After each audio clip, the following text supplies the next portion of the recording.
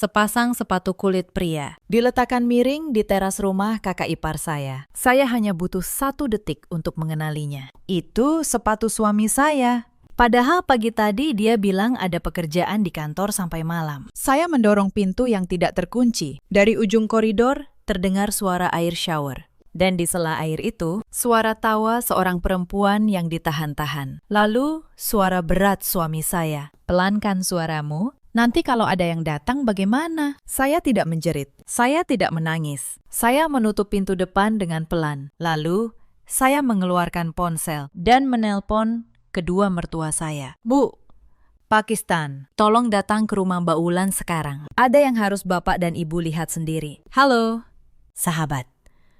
Selamat datang kembali di kanal Cerita Kita. Kisah hari ini tentang sebuah sore yang menghancurkan segalanya dalam hitungan menit. Tentang seorang istri yang dikhianati bukan oleh orang asing, melainkan oleh orang-orang yang dia panggil keluarga. Sebelum kita mulai, jangan lupa tinggalkan jejak di kolom komentar. Mari kita dengarkan sampai akhir. Nama saya Maya. Usia saya 38 tahun. Saya bekerja sebagai akuntan di sebuah perusahaan logistik di kawasan Sudirman. Sudah 12 tahun saya menjadi istri. Saya kira saya mengenal rumah tangga saya sendiri. Ternyata saya keliru. Suami saya bernama Reza, 42 tahun. Dia punya sebuah bengkel mobil di pinggiran Bekasi. Dulu, saat saya menikahinya, dia laki-laki yang sederhana. Tangannya selalu berbau oli, tapi hatinya saya kira bersih. Kami tinggal di sebuah rumah di kawasan Bintaro. Rumah itu berdiri di atas sebidang tanah warisan dari ayah saya. Ayah memberikannya kepada saya sebelum beliau meninggal. Saya tidak pernah membanggakan hal itu di depan keluarga suami. Saya pikir, untuk apa?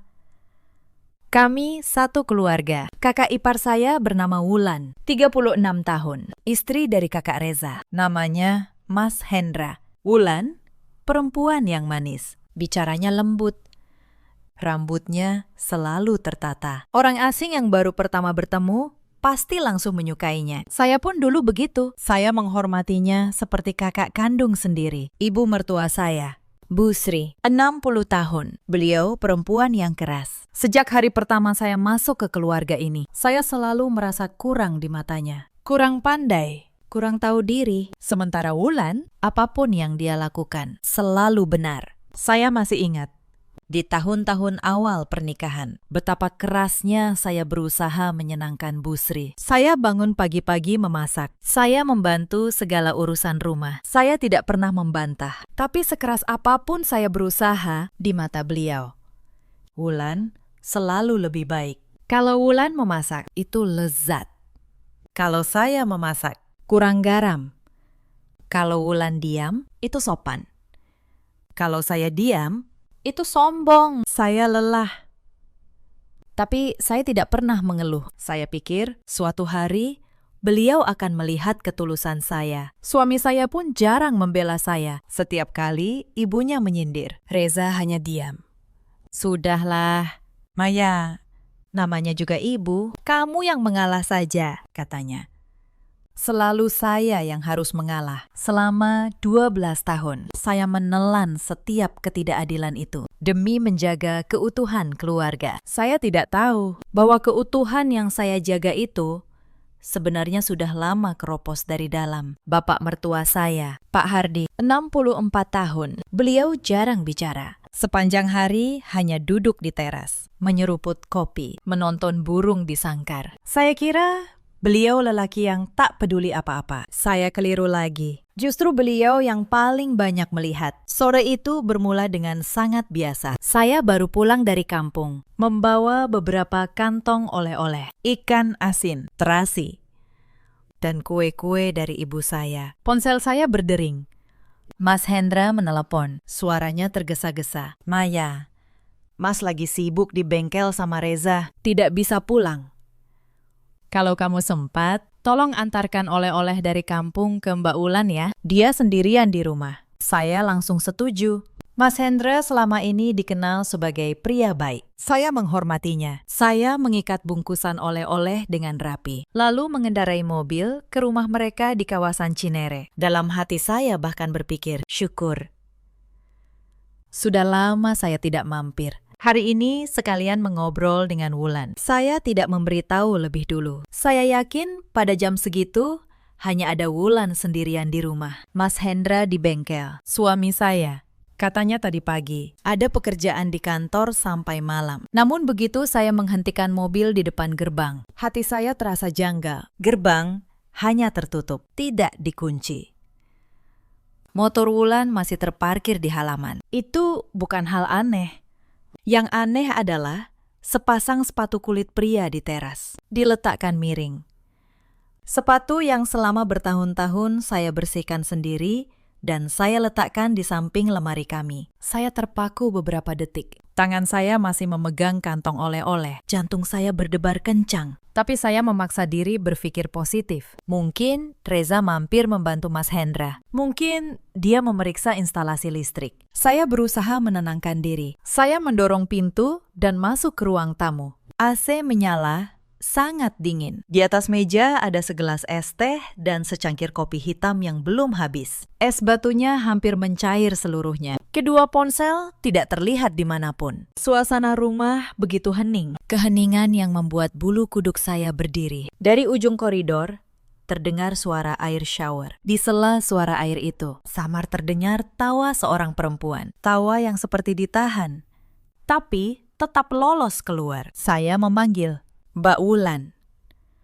Maya antar oleh-oleh nih. Tidak ada jawaban. Saya melangkah lebih jauh. Tepat saat itu, dari arah kamar mandi, terdengar suara berat seorang pria. Pelankan suaramu. Nanti kalau ada yang datang bagaimana? Seluruh tubuh saya membeku. Saya sudah mengenal suara itu selama 12 tahun. Lalu, suara Wulan menyahut. Manja. Menjijikan. Kamu takut apa? Mas Hendra kan tidak mungkin pulang jam segini. Kalau si Maya itu, dia bahkan tidak akan curiga apa-apa. Si Maya itu, dia menyebut nama saya seperti menyebut nama pembantu. Suami saya tertawa kecil. Tawa yang dulu saya kira hanya untuk saat-saat bahagia kami berdua. Ternyata tawa itu juga dia berikan kepada perempuan lain di kamar mandi rumah kakaknya sendiri. Ada beberapa guncangan yang tidak membuat seseorang langsung menangis. Guncangan itu tidak datang dalam bentuk teriakan, bukan dalam bentuk tamparan. Dia datang dengan sangat berat, begitu hening, hingga jantung saya seakan berhenti berdetak. Kaki saya seolah bukan lagi milik saya. Satu hal yang saya lakukan adalah saya tidak menyerbu masuk. Saya tidak menggedor pintu. Saya tidak menjerit minta penjelasan, karena saya tahu kalau saya masuk sekarang, merekalah yang akan membalikan keadaan. Mereka akan bilang, saya salah paham. Mereka akan bilang, saya istri pencemburu. Saya pernah merasakan itu. Setiap kali saya mengeluh, akhirnya sayalah yang dianggap pihak bersalah. Maka sore itu, saya memilih diam. Tapi diam, saya bukan kalah. Diam saya adalah awal dari sesuatu yang sudah lama saya siapkan tanpa mereka sadari. Saya keluar dari rumah dengan pelan. Saya kunci pintu depan dari luar. Lalu, saya berdiri di halaman, menelpon kedua mertua saya. Suara saya tenang. Tidak gemetar sedikit pun. Bu, Pakistan, tolong datang ke rumah Mbak Wulan sekarang juga. Sekarang. Ada yang harus Bapak dan Ibu lihat dengan mata sendiri. Sambil menunggu, saya bersandar di pagar. Saya menatap rumah itu, dan saya teringat. Semua ini tidak datang tiba-tiba. Kebusukan dalam sebuah keluarga tidak langsung terlihat. Dia muncul diam-diam, sedikit demi sedikit. Dan selama berbulan-bulan terakhir, saya sebenarnya sudah merasakannya. Semua bermula sekitar 6 bulan lalu. Saat itu, bengkel Reza mulai sepi. Dia sering pulang larut. Wajahnya muram. Saya kira dia hanya lelah karena urusan kerja. Saya memasak makanan kesukaannya. Saya tunggu sampai malam. Tapi dia hanya makan beberapa suap, lalu meletakkan mangkuknya. Mas, ada urusan di luar, katanya. Kalau saya tanya urusan apa, dia berjalan ke balkon. Suaranya pelan. Nanti Mas jelaskan. Tapi penjelasan itu tidak pernah datang. Yang membuat saya mulai resah adalah aroma tubuhnya. Saat dia pulang malam, badannya tidak berbau oli atau asap jalanan seperti biasanya, melainkan berbau sabun mandi. Aroma yang familiar. Aroma yang pernah saya cium saat berkunjung ke rumah Wulan. Saya berusaha tidak berpikir buruk. Saya bilang pada diri sendiri, mungkin hanya kebetulan. Lalu suatu kali, ponsel Reza berdering di meja. Tanpa sengaja, saya mengambilnya karena saya kira ada telepon dari kantor. Dia langsung merebutnya kembali dengan kasar. Dia tidak membentak. Dia hanya bertanya seperti biasa, tapi sikapnya membuat saya merasa seolah sayalah yang bersalah. Sejak hari itu, dia mengganti kata sandi ponselnya. Di sisi lain, Wulan juga tidak lagi sama. Dulu, kalau saya datang ke rumahnya, dia menyambut hangat. Sekarang, jika saya datang, sikapnya jadi kaku. Berkali-kali saya melihat sebuah handuk pria tergantung di kamar mandinya. Warnanya persis seperti handuk yang biasa dipakai Reza. Saya tidak berani memastikan. Tapi perasaan tidak enak itu terus tumbuh. Pernah saya mencoba bicara dengan lembut kepada Wulan. Mbak, akhir-akhir ini Reza sering ke rumah Mbak ya. Wulan menatap saya sambil tersenyum. Senyum yang manis di permukaan, tapi dingin di dalam. Maya, jangan mulai berpikir aneh-aneh. Sendiri lebih baik daripada curiga sama saudara sendiri. Setelah berkata begitu, dia melenggang pergi. Saya pulang dengan dada yang sesak. Kenapa saya yang merasa seolah saya yang salah? Kenapa orang yang membuat saya resah justru bisa membalikan keadaan? Selama beberapa waktu, saya membiarkan keresahan itu tumbuh diam-diam, tanpa punya keberanian untuk membuktikan apa-apa. Tapi ada satu hal yang berbeda antara saya dan banyak istri lain. Saya seorang akuntan. Pekerjaan saya adalah membaca angka, mencatat, dan menemukan yang tidak beres di antara tumpukan data. Kebiasaan itu tidak hilang saat saya pulang ke rumah. Maka, saya berhenti menangis dan mulai mencatat. Saya catat setiap kali Reza pulang larut. Saya catat tanggalnya. Saya catat di hari-hari itu, di mana Mas Hendra berada. Hampir selalu sama polanya. Reza pulang larut di hari-hari saat Mas Hendra hampir pasti sedang sibuk di bengkel. Hari-hari saat Wulan sendirian di rumah. Suatu malam, hujan turun sejak sore. Gerimis yang awet. Reza belum juga pulang. Saya mengirim pesan, menanyakan dia di mana. Lama sekali baru dia membalas. Singkat. Lagi sibuk. Saya menelepon rumah Wulan dengan alasan menanyakan resep. Telepon diangkat cepat. Wulan menjawab dengan suara mengantuk yang disengaja. Aku sendirian kok, Maya. Lagi mau tidur. Tapi di belakang suaranya, saya mendengar dengan jelas. Ada suara tawa kecil seorang pria yang terputus. Lalu, telepon ditutup dengan tiba-tiba. Malam itu, saya tidak tidur. Saya tahu. Sekarang saya tidak bisa lagi membohongi diri sendiri. Beberapa hari setelahnya, saya melihat sesuatu dengan mata kepala saya sendiri untuk pertama kalinya. Sore itu, saya sengaja pulang lebih awal dari kantor dan mampir ke rumah Wulan dengan alasan mengembalikan piring. Dari balik pagar, saya melihat mereka di teras belakang. Reza sedang membetulkan sesuatu di motor Wulan. Lalu Wulan mendekat, menyandarkan kepalanya di bahu Reza, dan menepuk-nepuk punggungnya. Gerakan yang sangat alami, sangat intim, tanpa sedikit pun kecanggungan. Saya berdiri membeku di balik pagar. Itu bukan gerakan antara adik ipar dan kakak ipar. Itu gerakan dua orang yang sudah sangat lama saling menyentuh. Saya tidak masuk. Saya tidak berteriak. Saya hanya berbalik pelan, kembali ke mobil, dan duduk di sana beberapa lama. Sampai tangan saya berhenti gemetar. Hari itu, kecurigaan saya berubah menjadi kepastian. Tapi kepastian saja tidak cukup. Saya tahu, kalau saya datang dengan cerita, saya melihat mereka berpelukan. Mereka akan menyangkal. Mereka akan bilang, itu hanya gerakan biasa antar saudara. Saya butuh sesuatu yang lebih, sesuatu yang tidak bisa mereka putar balik. Maka saya tetap diam dan terus mengamati. Saya benar-benar ingin marah. Saya ingin datang, menggedor pintu, dan berteriak. Tapi saya tahan, karena saya sadar satu hal. Kalau saya menyerang sekarang, dengan tangan kosong, tanpa bukti, sayalah yang akan kalah.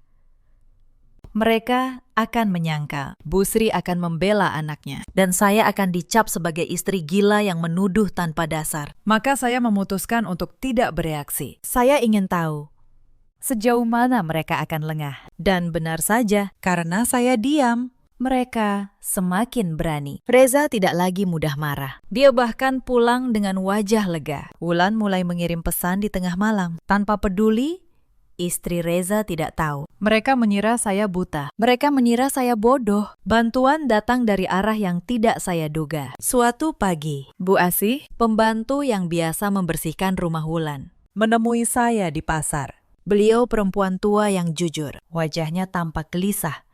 "Bu Maya," katanya pelan, sambil menoleh ke kiri dan kanan. Saya tidak enak hati, tapi saya rasa ibu perlu tahu. Bu Asih bercerita bahwa belakangan ini Reza sering datang ke rumah Wulan di siang hari saat Mas Hendra di bengkel. Mereka selalu menyuruh saya pulang lebih awal. "Bu," katanya mau istirahat.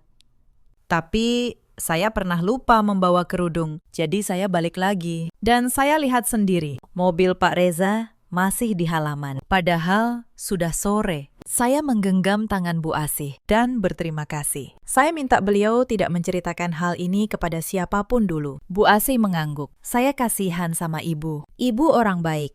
Tidak pantas diperlakukan begini. Kata-kata sederhana itu membuat mata saya panas. Tapi saya menahannya. Belum waktunya menangis. Beberapa hari kemudian, ada acara kumpul keluarga di rumah Bu Sri. Halal bihalal kecil, kata beliau. Saya datang, membawa rendang dan opor buatan saya. Tapi seperti biasa, masakan saya hanya dicicipi sedikit. Sementara kue-kue kering yang dibawa Wulan, nastar dan kastengel, yang katanya dia beli dari merek terkenal, dipuji habis-habisan. Di acara itu, Wulan memamerkan tas baru, lalu gelang emas, lalu cerita tentang rencananya merenovasi rumah. "Alhamdulillah, rezeki lagi lancar," katanya, sambil melirik ke arah saya. Bu Sri menimpali, "Wulan memang pintar cari uang. Beda sama yang cuma bisa duduk di kantor." Sindiran itu jelas untuk saya. Saya hanya tersenyum tipis. Tapi di dalam hati, saya mencatat satu hal. Dari mana uang Wulan? Toko online-nya tidak sebesar itu. Mas Hendra hanya punya bengkel kecil. Lalu dari mana semua kemewahan yang dia pamerkan? Pertanyaan itu menempel di kepala saya. Dan tidak lama kemudian, rekening koran rumah tangga saya lah yang menjawabnya. Tapi saya tidak hanya mencatat soal Reza dan Wulan. Sebagai akuntan, mata saya juga tertuju pada satu hal lain. Uang. Beberapa bulan terakhir, ada yang tidak beres dengan keuangan kami. Suatu hari, saya membuka rekening bersama kami untuk membayar tagihan listrik. Saldonya jauh berkurang dari yang seharusnya. Ada beberapa transfer keluar yang tidak saya kenali. Jumlahnya tidak kecil, 15 juta, lalu 20 juta, lalu 30 juta. Semuanya ke satu nama rekening yang sama. Saya catat nama itu. Malamnya, saya bertanya kepada Reza dengan hati-hati. "Mas, ada transfer keluar dari rekening kita. Untuk apa ya?" Wajahnya langsung berubah. "Itu urusan bengkel." "Maya, kamu tidak usah ikut campur soal uang." Lalu, dia pergi ke kamar dan menutup pintu. "Saya tidak ikut campur soal uang," katanya. Padahal saya akuntan. Padahal sebagian uang di rekening itu adalah hasil kerja saya selama 12 tahun. Tapi saya tidak membantah. Saya hanya mencatat nama rekening itu di buku kecil saya. Malam itu, setelah Reza tertidur, saya membuka laci kerjanya diam-diam. Di sana, saya menemukan beberapa lembar nota dan buku catatan bengkel. Saya bandingkan dengan transfer di rekening kami. Angka-angkanya tidak cocok. Pemasukan bengkel jauh lebih kecil dari uang yang keluar. Ada lubang besar di keuangan kami, dan lubang itu mengarah ke satu tempat yang sama. Sebagai akuntan, saya tahu angka tidak pernah berbohong. Manusia bisa bersandiwara, bisa tersenyum manis, bisa berpura-pura, tapi catatan keuangan selalu jujur. Dan catatan ini sedang menceritakan sebuah kisah yang sangat buruk tentang suami saya. Saya menutup laci itu pelan, lalu kembali ke tempat tidur. Saya berbaring di samping lelaki yang sedang menghancurkan hidup saya dan berpura-pura tidur. Beberapa hari kemudian, datang sebuah panggilan telepon ke ponsel saya dari nomor tidak dikenal. Suara seorang pria, kasar dan tidak sopan. "Ini istri Pak Reza ya. Tolong sampaikan ke suami ibu. Pinjaman atas nama bengkelnya sudah jatuh tempo. Bunganya jalan terus. Kalau tidak dibayar minggu ini, kami datang ke rumah." Saya terdiam. "Pinjaman?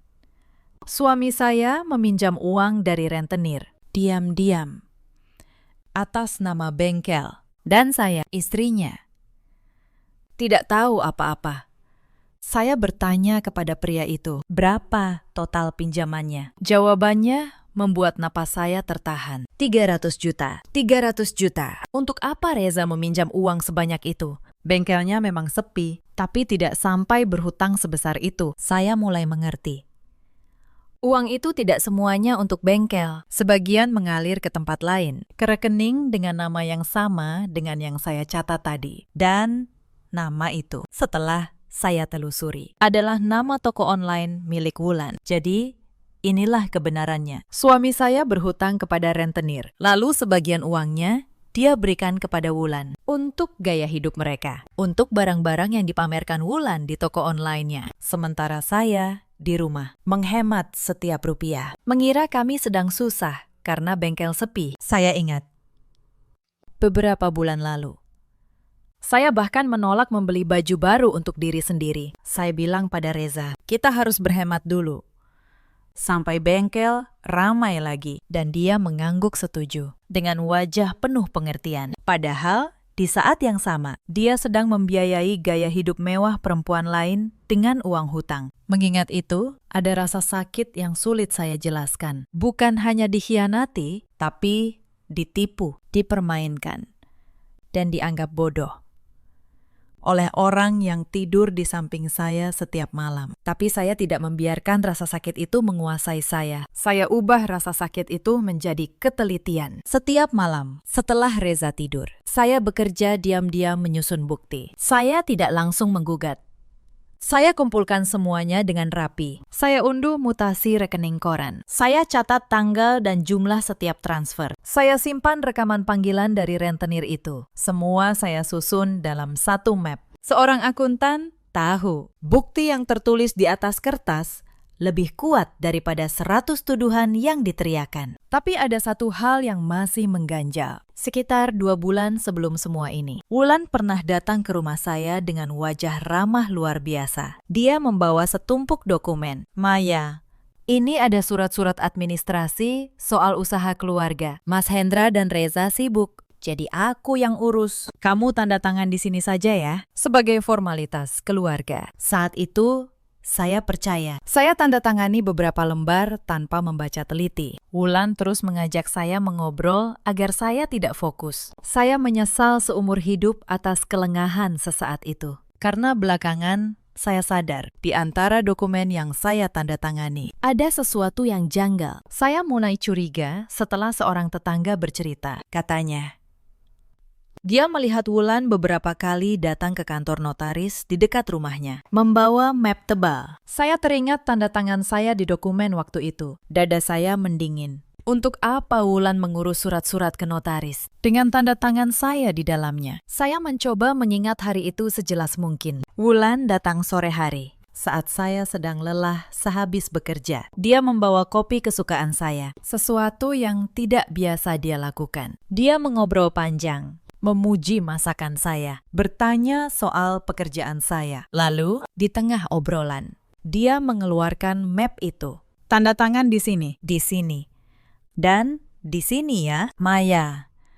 Cuma formalitas. Saya menandatanganinya sambil tetap mengobrol. Saya tidak membaca, saya percaya padanya. Sekarang saya mengerti. Kopi itu, pujian itu, obrolan panjang itu, semuanya adalah bagian dari jebakan. Wulan sengaja membuat saya nyaman, supaya saya lengah, supaya saya tidak membaca apa yang saya tanda tangani. Saya merasa mual mengingatnya. Betapa mudahnya saya diperdaya oleh seseorang yang saya percaya. Maka diam-diam saya menemui seseorang, Pak Tono. Beliau notaris senior. Sahabat lama almarhum ayah saya. Saya ceritakan semuanya. Saya tunjukkan salinan dokumen yang masih saya simpan. Pak Tono membaca lama, lalu menghela napas berat. Maya, ini bukan surat administrasi biasa. Ini surat kuasa. Dan ada satu lembar akta yang isinya, kamu memberi kuasa untuk mengurus pengalihan hak atas tanah rumahmu. Tanah warisan ayah yang sah atas nama saya. Mereka mencoba mengalihkannya. diam-diam. Dengan menjebak saya menandatangani surat kuasa. Untuk apa? Untuk dijadikan jaminan hutang atau untuk dijual. Lalu uangnya mereka bagi. Sementara saya, pemilik sah tanah itu, akan diusir dari rumah saya sendiri. Pak Tono menatap saya. Tapi kamu beruntung, Maya. Surat kuasa ini belum sempurna. Ada cacat hukum di dalamnya karena prosesnya tidak benar. Dan akta tanah yang asli, yang atas nama kamu, masih tersimpan aman. Bukan di tangan mereka. Selama akta asli itu ada padamu, mereka tidak bisa berbuat apa-apa secara hukum. Saat itulah, untuk pertama kalinya dalam berbulan-bulan, saya merasa tenang. Bukan tenang karena bahagia. Tenang karena saya tahu. Saya memegang kartu yang tidak mereka kira saya pegang. Saya pulang ke rumah dengan satu rencana yang jelas di kepala. Saya akan biarkan mereka merasa menang sampai hari di mana mereka tidak bisa lagi menyangkal. Atas saran Pak Tono, saya melakukan satu hal penting. Akta tanah yang asli, yang selama ini saya simpan di laci kamar. Saya pindahkan ke tempat yang lebih aman. Saya titipkan di berangkas kantor notaris Pak Tono dengan tanda terima resmi. Sekarang, meskipun mereka membongkar seluruh rumah, mereka tidak akan menemukan akta itu. Dan tanpa akta asli, surat kuasa palsu mereka hanya selembar kertas tak berguna. Malam itu, saya mencoba memberi Reza satu kesempatan terakhir. Bukan karena saya masih mencintainya, tapi karena saya ingin melihat apakah masih ada secuil kejujuran tersisa di dalam dirinya. Saat dia pulang, saya menyiapkan teh. Lalu duduk di hadapannya. Mas, kata saya pelan, kalau ada masalah, apapun itu, kita bisa bicara. Kalau Mas sedang kesulitan uang, kita cari jalan keluar bersama. Reza menatap saya sesaat. Lalu dia tersenyum. Senyum yang dulu membuat saya jatuh hati, kini terasa begitu palsu. Tidak ada masalah apa-apa, Maya. Kamu terlalu banyak berpikir. Bengkel memang agak sepi, tapi semua terkendali. Sudah, jangan dipikirkan. Tidurlah. Lalu, dia berdiri dan meninggalkan saya sendirian di ruang tamu. Di saat itulah, kesempatan terakhir itu tertutup. Reza memilih berbohong, bahkan saat saya membuka pintu selebar-lebarnya untuknya. Dia mengira saya tidak tahu apa-apa. Dia mengira kebohongannya masih sempurna. Saya menatap punggungnya yang menjauh. Dan di dalam hati, saya mengucapkan selamat tinggal pada 12 tahun pernikahan kami. Sejak malam itu, saya tidak lagi ragu.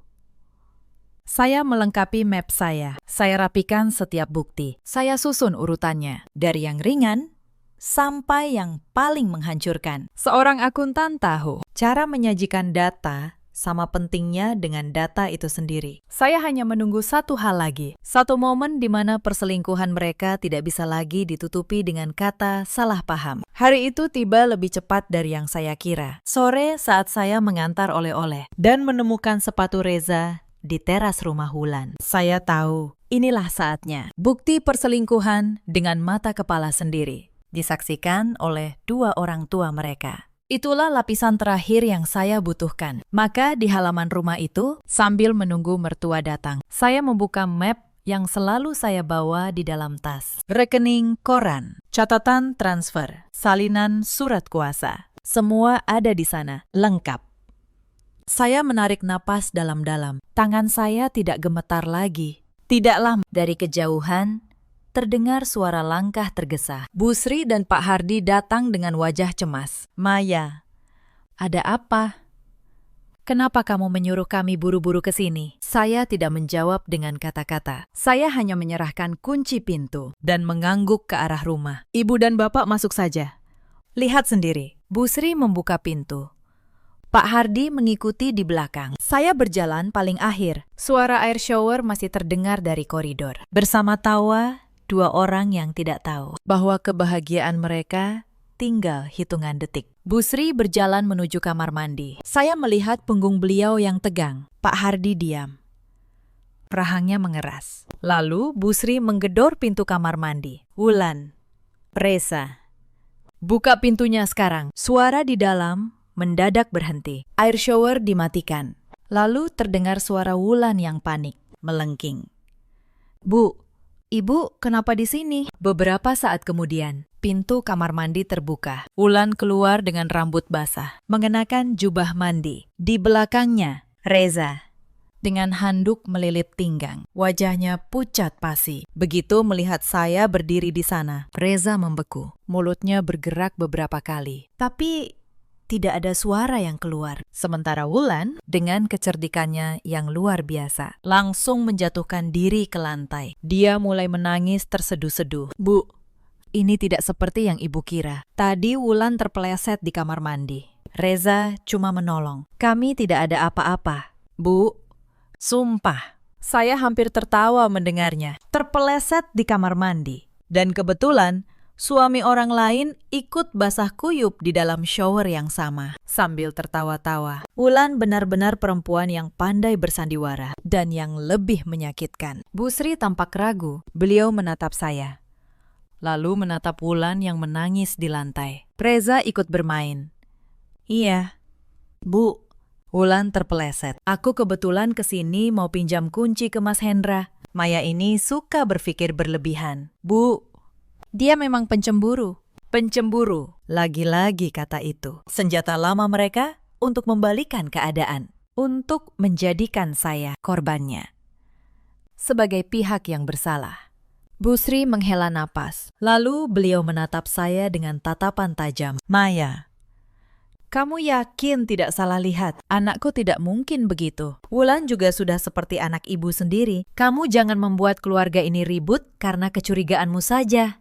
Itulah momen yang sudah saya duga akan datang. Momen di mana semua orang mencoba mendorong saya ke pojok, menjadikan saya yang gila, yang pencemburu, yang merusak keluarga. Dulu, saya akan menangis di titik ini. Saya akan menyerah. Tapi hari ini berbeda. Hari ini saya tidak datang dengan tangan kosong. Saya berkata dengan sangat pelan. Suara saya tenang. Dan justru itu yang membuat semua orang terdiam. Bu, saya tidak datang untuk berdebat soal siapa yang terpeleset di kamar mandi. Saya datang untuk menunjukkan sesuatu yang lebih penting. Saya membuka map di tangan saya. Ini rekening koran rumah tangga kami. Lihat. Bu, selama 6 bulan terakhir, ada transfer keluar. 15 juta, 20 juta, 30 juta. Semuanya ke satu rekening. Rekening toko online milik Mbak Wulan. Saya letakkan kertas itu di meja. Wajah Wulan mulai berubah. Tangisnya berhenti. Dan ini, saya keluarkan kertas berikutnya. Catatan dari rentenir yang menelpon saya minggu lalu. Suami saya berhutang 300 juta atas nama bengkel. Sebagian uang itu mengalir ke rekening Mbak Wulan. Bukan untuk bengkel. Untuk gaya hidup kalian berdua. Bu Sri terdiam. Beliau mengambil kertas itu dengan tangan gemetar. Pak Hardi yang sejak tadi diam, melangkah maju. Beliau membaca rekening koran itu pelan-pelan, rahangnya mengeras. Untuk pertama kalinya, saya melihat mata lelaki tua itu menyala oleh sesuatu yang lebih dalam dari sekedar marah. Reza mencoba menyela. Maya, itu salah paham. Uang itu nanti aku kembalikan. Itu cuma pinjaman sementara dari Wulan. Saya menatapnya. Pinjaman sementara. Mas yang berhutang ke rentenir, lalu memberi uangnya ke Wulan. Dan kamu sebut itu pinjaman dari Wulan. Mas, saya akuntan. Jangan permainkan angka di depan saya. Lalu, saya keluarkan lembar terakhir. Lembar yang saya simpan untuk paling akhir. Dan ini, Bu, yang paling membuat saya tidak bisa lagi diam. Saya letakkan salinan surat kuasa itu di atas meja. 2 bulan lalu, Mbak Wulan datang ke rumah saya, membawa dokumen ini. Dia bilang, ini surat administrasi usaha keluarga. Dia minta saya tanda tangan sebagai formalitas. Saya menatap Wulan lurus-lurus. Tapi ini bukan surat administrasi, Mbak. Ini surat kuasa untuk mengalihkan hak atas tanah rumah saya, tanah warisan ayah saya, yang sah atas nama saya sendiri. Mbak menjebak saya menandatanganinya, supaya tanah itu bisa kalian jadikan jaminan hutang, atau kalian jual. Seisi ruangan membeku. Wulan berdiri dengan wajah pucat, topeng manisnya runtuh sepenuhnya. Bu Sri menatap menantunya yang satu itu, lalu menatap saya dengan kebingungan yang menyakitkan. Pak Hardi menatap Reza. Reza, kamu ikut dalam rencana ini. Kamu mau merampas rumah istrimu sendiri. Reza tidak menjawab. Dia hanya menunduk. Dan dari diamnya itu, semua orang mengerti jawabannya. Wulan, yang merasa terpojok, melakukan hal yang sudah saya duga. Dia berbalik menyerang. Bu, Maya ini memang gila. Dia cemburu sama saya dari dulu. Dia mengarang semua ini untuk menyingkirkan saya dari keluarga ini. Tapi kali ini tidak ada yang percaya. Karena bukti di atas meja itu tidak bisa menangis. Tidak bisa bersandiwara. Tidak bisa berpura-pura terpeleset di kamar mandi. Angka-angka itu hanya diam dan menunjuk kebenaran.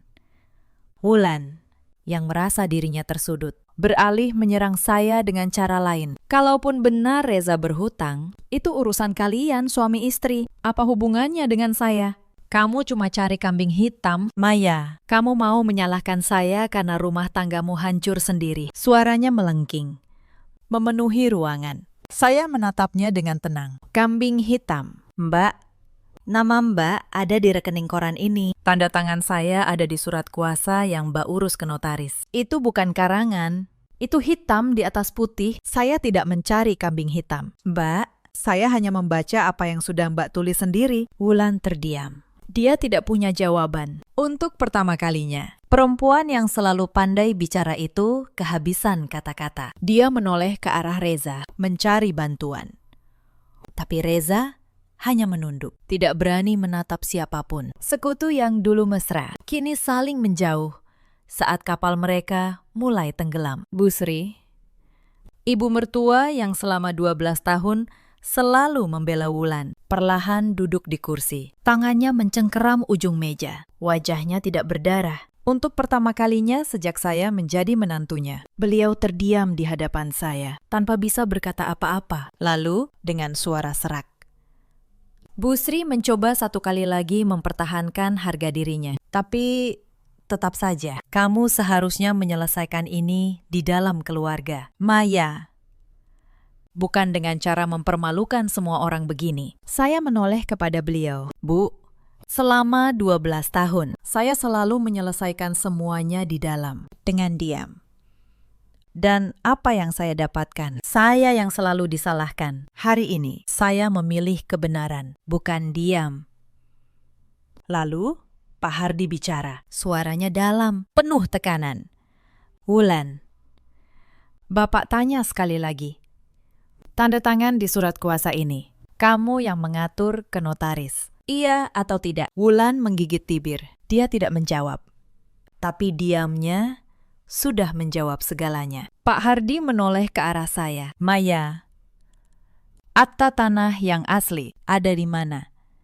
Saya menjawab, tenang, aman, Pakistan. Tersimpan di tempat yang tidak mereka kira. Surat kuasa yang Wulan urus itu cacat secara hukum dan tanpa akta asli. Mereka tidak bisa mengalihkan apa-apa. Saya sudah memastikannya pada notaris kepercayaan saya. Mendengar itu, Wulan terhuyung. Seluruh rencananya yang dia susun selama berbulan-bulan runtuh dalam satu sore. Dia mengira saya istri bodoh yang hanya bisa menangis. Dia tidak pernah mengira perempuan yang dia panggil si Maya itu adalah seorang akuntan yang mencatat setiap jejak yang mereka tinggalkan. Dan saat itulah terjadi hal yang sering terjadi pada dua orang yang sama-sama bersalah. Mereka mulai saling menyalahkan. Wulan dengan suara penuh kebencian menunjuk Reza. Ini semua ide kamu, Reza.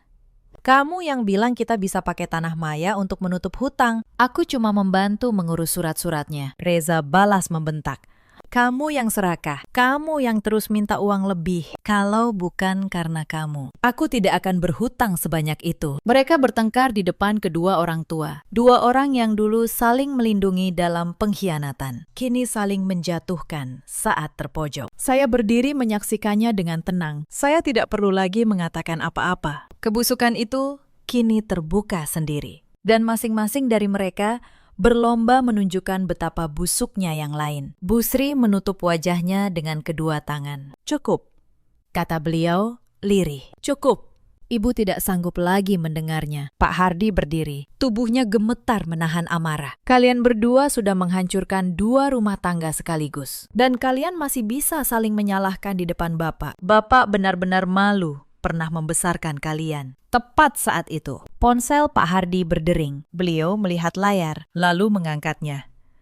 Wajahnya semakin keras. Ternyata itu telepon dari rentenir yang sama. Mereka kini menelpon orang tua Reza. Karena Reza tidak bisa lagi dihubungi. Pak Hardi mendengarkan dalam diam, lalu menutup telepon. Beliau menatap putranya dengan tatapan yang tidak pernah saya lihat sebelumnya. Tatapan seorang ayah yang malu pada darah dagingnya sendiri. Reza, kata Pak Hardi pelan. Bapak besarkan kamu bukan untuk jadi laki-laki seperti ini, berselingkuh dengan istri kakakmu sendiri, berhutang ke rentenir, dan mencoba merampas rumah istrimu yang sah. Bapak malu punya anak sepertimu. Reza terduduk di lantai, menutup wajahnya dengan kedua tangan. Saya berdiri di tengah ruangan itu, menatap satu persatu dari mereka. Suami yang saya jaga selama 12 tahun. Kakak ipar yang saya hormati seperti kakak sendiri. Ibu mertua yang selalu menyalahkan saya. Dan saya sadar dalam satu sore ini, semua lapisan kepalsuan mereka terkelupas habis di hadapan mata saya sendiri. Saya tidak berteriak, saya tidak menangis, saya hanya mengambil map saya, merapikannya. Lalu berkata dengan tenang, saya akan mengurus perceraian ini secara baik-baik, lewat jalur hukum. Hutang itu atas nama bengkel Reza. Jadi itu tanggung jawabnya, bukan tanggung jawab saya. Dan rumah di Bintaro tetap menjadi milik saya. Karena memang sejak awal, itu milik saya. Wulan, yang masih duduk di lantai, menatap saya dengan kebencian. Kamu pikir kamu menang, Maya? Saya menatapnya balik. Untuk pertama kalinya, tanpa rasa takut. Saya tidak merasa menang, Mbak. Karena dalam cerita ini, tidak ada yang menang. Saya hanya berhenti menjadi orang yang kalian bisa permainkan. Itu saja.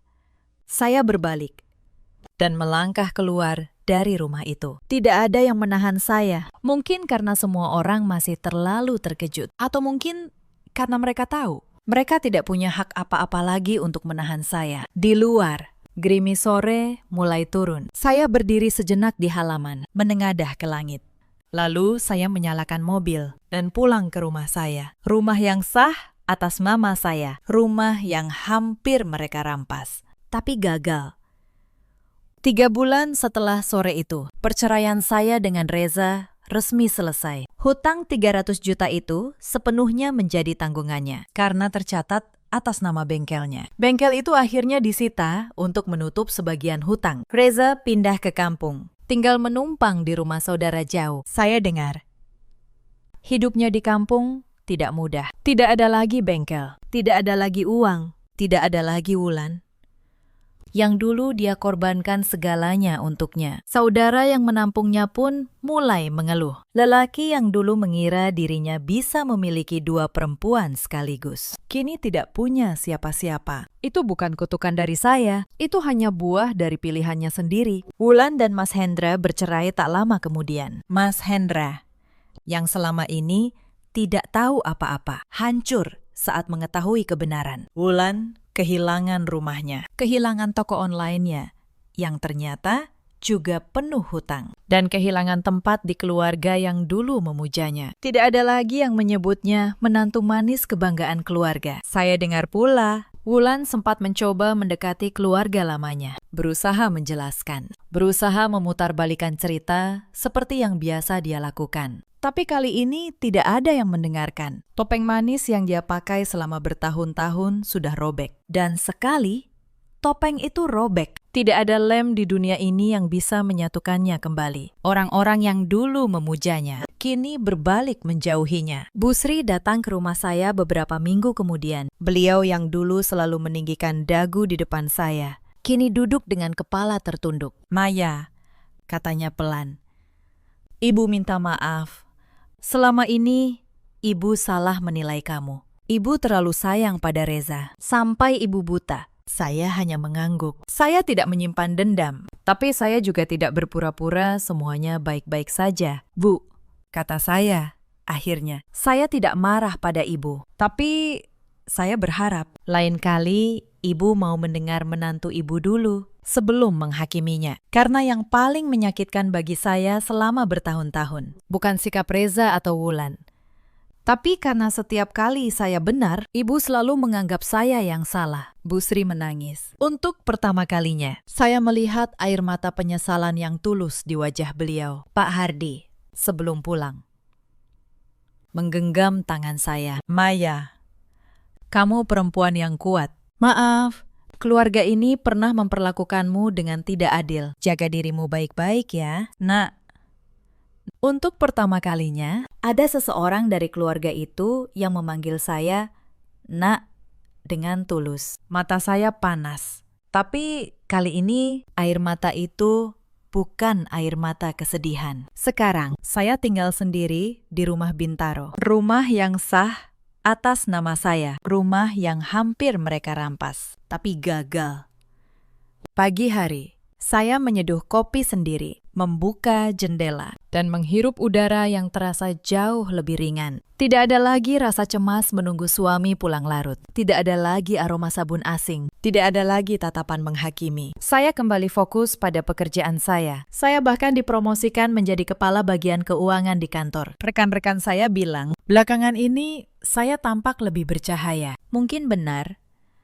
Karena untuk pertama kalinya dalam 12 tahun, saya hidup tanpa harus menjaga rumah tangga yang ternyata sudah lama membusuk dari dalam. Cerita ini mengajarkan kita satu hal. Jangan pernah meremehkan ketenangan seorang perempuan yang terluka. Ada banyak perempuan di luar sana yang seperti saya dulu, memilih diam saat dikhianati. Bukan karena mereka lemah, tapi karena mereka sedang mengumpulkan kekuatan dan menunggu waktu yang tepat. Ada juga banyak suami di luar sana, seperti Reza, yang mengira istrinya akan selamanya diam dan menerima. Mereka lupa. Kesabaran yang ditekan terlalu lama, suatu hari akan berubah menjadi keberanian yang tidak bisa lagi dibendung. Dan ada pula para perempuan, seperti Wulan, yang menutupi kebusukan hati dengan senyum yang manis. Mereka mengira topeng itu akan bertahan selamanya. Padahal, kebenaran hanya butuh satu sore untuk merobeknya habis. Dalam hidup, kita selalu punya pilihan. Saya memilih untuk tidak menjadi korban yang menangis di pojok ruangan. Saya memilih untuk berdiri dengan bukti di tangan dan kepala yang tegak. Bagi kalian yang sedang berjuang di posisi seperti saya dulu, percayalah, ketenangan kalian adalah kekuatan kalian. Ceritakan kisah kalian di kolom komentar. Bagikan video ini kepada perempuan lain yang mungkin sedang membutuhkan kekuatan untuk berdiri. Terima kasih sudah menemani sampai akhir. Sampai jumpa di cerita berikutnya. Malam itu mertuaku menutup pintu kamar mandi dari luar, mengunciku bersama air yang menggenang sampai mata kaki. Suamiku berdiri di balik pintu dan berkata pelan, "Diam di situ sampai kamu tahu cara menghormati ibuku." 3 hari kemudian, mereka datang ke rumah sakit untuk menertawakan menantu yang katanya kurang ajar. Tapi ranjang itu kosong. Dan ketika mereka membuka pintu rumah, wajah mereka membeku melihat sesuatu yang sudah menunggu di ruang tamu. Halo, sahabat.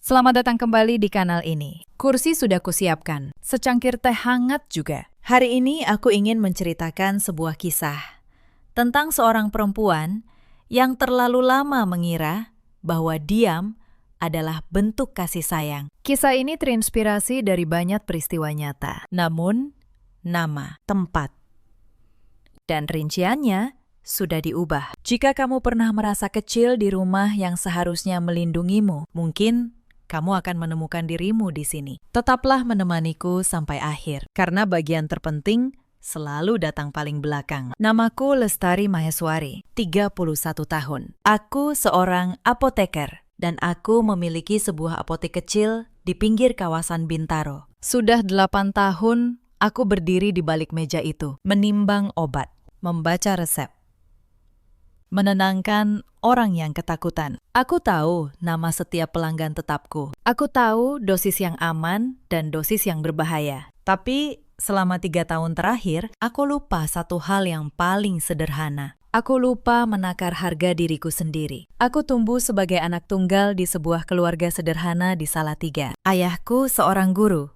ibuku menjahit di rumah. Mereka memberiku segalanya, termasuk sesuatu yang dulu kuanggap remeh, yaitu kebebasan untuk berkata tidak. Lalu aku bertemu Reza Adiwangsa. Dia datang ke apotiku suatu sore, mencari obat untuk ibunya yang katanya sakit. Dia sopan. Dia perhatian. Dia mengingat hal-hal kecil yang kusebut sambil lalu. 3 tahun lalu, di bawah lampu taman kota, dia berlutut dan berkata, "Lestari, aku akan menjadi tameng untukmu sampai napas terakhirku." Aku percaya setiap kata itu. Aku menikahinya. Meski orang tuaku diam-diam menahan air mata di hari pernikahan. Keluarga Adiwangsa tinggal di sebuah rumah besar di kawasan Kebayoran Baru. Rumah itu warisan, kata mereka. Lambang nama besar keluarga. Ibu mertuaku, Bu Sutinah, 59 tahun, adalah ratu di rumah itu. Ayah mertuaku, Pak Darusman, jarang bicara. Hanya mengawasi dari sudut ruangan dengan tangan terlipat. Dan ada Wulan, adik ipar perempuanku, 27 tahun, yang setiap senyumnya selalu menyimpan sesuatu. Aku pindah ke rumah itu dengan koper dan harapan. Aku tidak tahu bahwa aku sedang memasuki sebuah penjara dengan dinding yang dicat ramah. Hari-hari pertama terasa wajar, lalu aturan-aturan mulai turun, satu persatu. Seperti hujan yang awalnya gerimis. Aku tidak boleh menutup pintu kamar di siang hari. Aku harus bangun pukul 5 untuk menyiapkan sarapan seluruh keluarga. Gajiku dari apotek harus disetor ke rekening yang dipegang Bu Sutinah. Katanya, untuk dikelola bersama. Aku menurut. Aku pikir itu pengabdian. Aku pikir cinta memang menuntut pengorbanan. Reza berubah perlahan. Begitu perlahan, sampai aku tidak sadar kapan tepatnya. Lelaki yang dulu mengingat hal-hal kecil, kini tidak mengingat apapun tentangku. Setiap kali ada gesekan, dia selalu berdiri di sisi ibunya. Ibuku sudah tua, Lestari. Katanya, "Tidak bisakah kamu mengalah sedikit?" Mengalah. Kata itu menjadi rantai yang dipasang di leherku, sedikit demi sedikit, sampai aku tidak bisa lagi mengangkat kepala. Yang paling halus dan paling kejam adalah cara mereka memisahkanku dari orang tuaku. Awalnya hanya hal kecil. Bu Sutina berkomentar bahwa terlalu sering menelpon orang tua, menunjukkan aku belum dewasa. Lalu dia mulai mengatur kapan aku boleh memakai ponsel. Reza berkata bahwa keluargaku di Salatiga membawa pengaruh buruk, membuatku membangkang. Ketika ayahku menelpon, Bu Sutinah akan berdiri di dekatku, mendengarkan. Sampai aku hanya bisa berkata bahwa semuanya baik-baik saja. Lama-lama, lebih mudah untuk tidak menelpon sama sekali daripada berbohong setiap kali. Tanpa kusadari, jarak antara aku dan orang tuaku tumbuh dari ratusan kilometer menjadi sebuah jurang. Lalu, suatu hari, ponselku hilang. Bu Sutinah berkata, "Aku pasti menaruhnya sembarangan." Ketika aku mendapatkan ponsel baru, semua kontak lamaku tidak ada. Nomor orang tuaku, sahabatku, semuanya lenyap. Mereka bilang itu kecelakaan teknis. Aku tahu itu bukan kecelakaan. Dan yang lebih menyakitkan, belakangan aku tahu mereka menelpon orang tuaku dan berkata bahwa aku tidak ingin diganggu, bahwa aku sibuk dengan keluarga baruku. Mereka membangun tembok di kedua sisi, lalu menyebut kesendirianku sebagai pilihanku sendiri. Untunglah, satu nomor tetap tersimpan di tempat yang tidak bisa mereka hapus, yaitu di dalam ingatanku. Setahun setelah menikah, aku hamil. Untuk pertama kalinya dalam waktu yang lama, aku merasa bahagia yang utuh. Tapi kehamilan itu tidak pernah sampai ke ujungnya. Suatu malam, aku merasakan nyeri yang aneh. Lalu, darah. Aku memohon untuk dibawa ke rumah sakit. Bu Sutinah hanya menatapku dari ambang pintu, lalu berkata dengan tenang, "Tunggu sampai pagi. Tidak baik keluar malam-malam membawa aib." Aku menunggu sampai pagi, dan ketika pagi datang, sudah terlambat. Aku kehilangan anakku di lantai kamar mandi yang dingin, sendirian. Reza pulang 2 hari kemudian dari luar kota, dan yang dia katakan hanyalah, "Mungkin memang belum waktunya." Aku mencatat kalimat itu di suatu tempat di dalam dadaku, di laci yang tidak pernah kubuka lagi. Sejak hari itu, aku berhenti menjadi manusia di rumah itu. Aku menjadi pembantu yang kebetulan punya buku nikah. Bu Sutina menyebutku mandu setiap kali dia marah. Wulan tertawa kecil di belakangku, lalu meminjam uangku dengan janji yang tidak pernah ditepati. Reza pulang malam. Kadang tidak pulang. Dan aku berhenti bertanya. Aku belajar menjadi bayangan di rumahku sendiri. Tapi menjadi bayangan ternyata tidak membuatku lebih aman. Justru karena aku tidak lagi melawan. Mereka merasa boleh menambah beban sedikit demi sedikit. Ada satu malam yang tidak akan pernah kulupakan. Jauh sebelum kakiku patah. Malam itu, aku menumpahkan segelas teh tanpa sengaja di karpet ruang tamu. Bu Sutina menganggapnya sebagai penghinaan terhadap rumahnya. Dia menyeretku ke kamar mandi di belakang, mendorongku masuk, lalu mengunci pintunya dari luar. Diam di situ, sampai kamu tahu cara menghargai barang orang, katanya. Air dari keran yang bocor menggenang perlahan sampai mata kakiku. Aku menggedor pintu, memanggil Reza. Suamiku datang.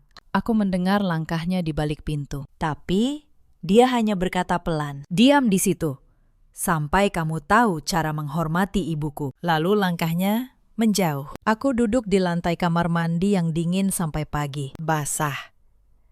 Menggigil. Sendirian. Itu adalah malam pertama aku mengerti bahwa suamiku bukan tamengku, melainkan kunci yang mengunci pintunya. Setelah malam itu, aku tahu aku benar-benar sendirian di rumah itu. Suatu pagi, Bu Sutina memanggilku ke kamarnya. Dia menyodorkan setumpuk pakaian kotor seluruh keluarga, termasuk pakaian dalam Wulan. "Mulai sekarang kamu yang cuci semua ini dengan tangan," katanya. Mesin cuci itu boros listrik. Lagi pula, tangan menantu memang untuk melayani. Aku menatap tumpukan itu, lalu menatap wajahnya yang menunggu perlawanan. Aku tidak memberinya perlawanan. Aku hanya mengangkat tumpukan itu dan pergi ke belakang. Tapi di dalam hati, aku mulai menghitung. Beberapa hari kemudian, Wulan kehilangan sebuah gelang tanpa bukti apapun. Dia menudingku di depan seluruh keluarga saat makan malam. "Cuma Mbak Lestari yang masuk kamarku," katanya.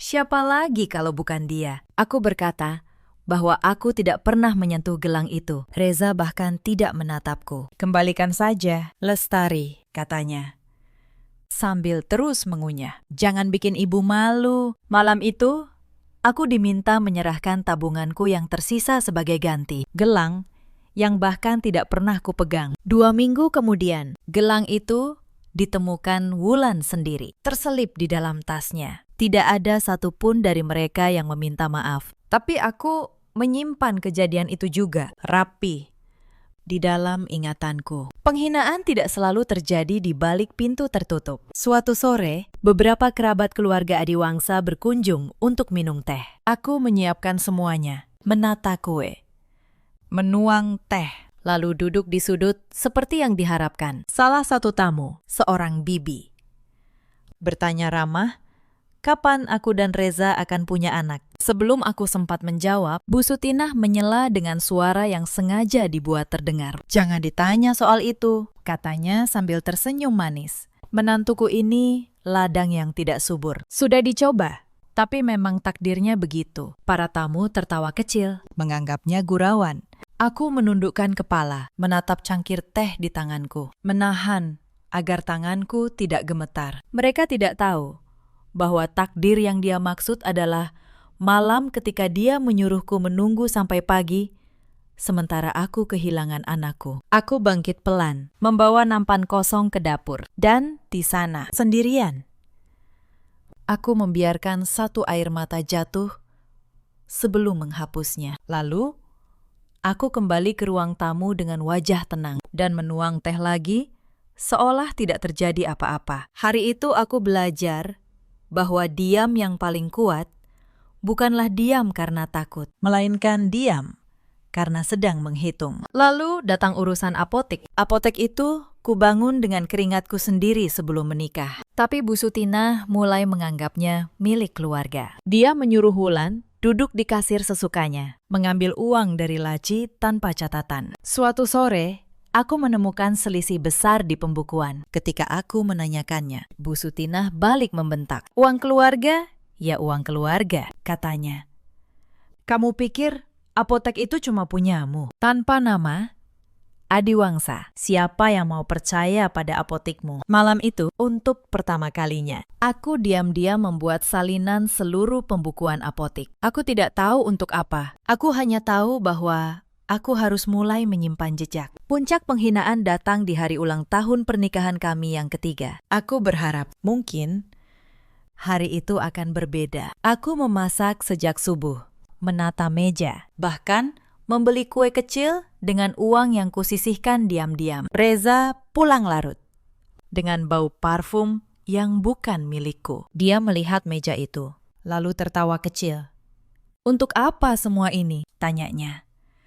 Kamu pikir kita masih pengantin baru? Bu Sutinah datang, melihat kue itu, lalu mendorongnya ke tepi meja sampai jatuh ke lantai. Buang-buang uang, katanya. Uang yang bahkan bukan hakmu untuk dihambur-hamburkan. Aku berlutut membersihkan pecahan kue di lantai, sendirian.